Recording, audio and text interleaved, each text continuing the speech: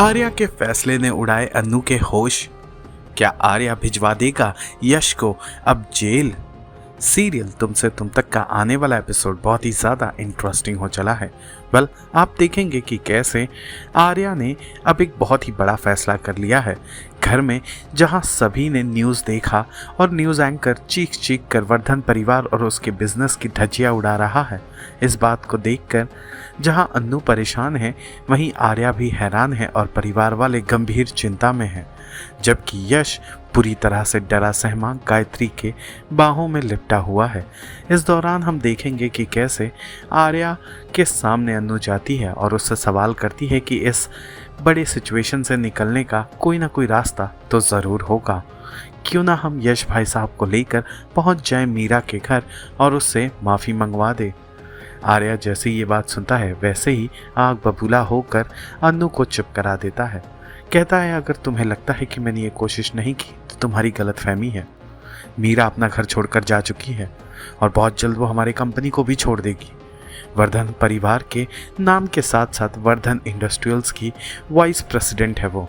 अगर उसने रिज़ाइन दिया तो हमारी कंपनी के कई सारे डेटाज वो अपने साथ ले जाएगी, जिससे परिवार का नाम तो खराब होगा ही, कंपनी भी डूब जाएगी। ये बात सुनते ही अन्नू के होश उड़ जाते हैं। परिवार वाले भी हक्का बक्का रह जाते हैं कि अब आगे क्या होगा। कि तभी आर्यावर्धन कुछ ऐसा फैसला करता है जिसे सुनकर अन्नू हैरान रह जाती है। आर्यावर्धन परिवार वालों के सामने बताता है कि अब एक ही रास्ता बचा है। इससे पहले कि बदनामी ज़्यादा हो, यश को मीरा से माफ़ी मांगनी होगी, लेकिन पूरी की पूरी दुनिया के सामने, यानी कि एक प्रेस कॉन्फ्रेंस किया जाएगा जहां पर यश अपनी गलती की माफ़ी मांगेगा। और इस बात के लिए आर्या बड़े आराम से यश को कन्विंस भी करने लगता है गायत्री के सामने ही, जिस बात पर पूरे परिवार वालों की सहमति तो नहीं होती, पर आर्या के आगे कोई कुछ कहता भी नहीं है सिवाय अन्नू के। अन्नू को ये बात हजम नहीं होती।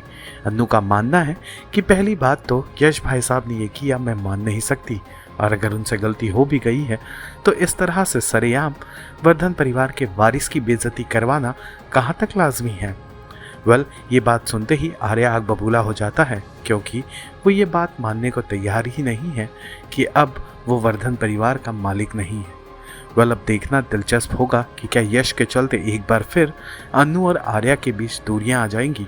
क्या यही मीरा का प्लान था कि वो यश का इस्तेमाल कर अन्नू को निकाल फेंकेगी आर्या के ज़िंदगी से बाहर? क्या मानना है आपका कहानी में आए इस बड़े ट्विस्ट को लेकर? हमें कमेंट कर ज़रूर बताइएगा। और सीरियल तुमसे तुम तक से जुड़े सारे अपडेट्स को जानने के लिए फिल्मी बीट को लाइक शेयर सब्सक्राइब ज़रूर करें।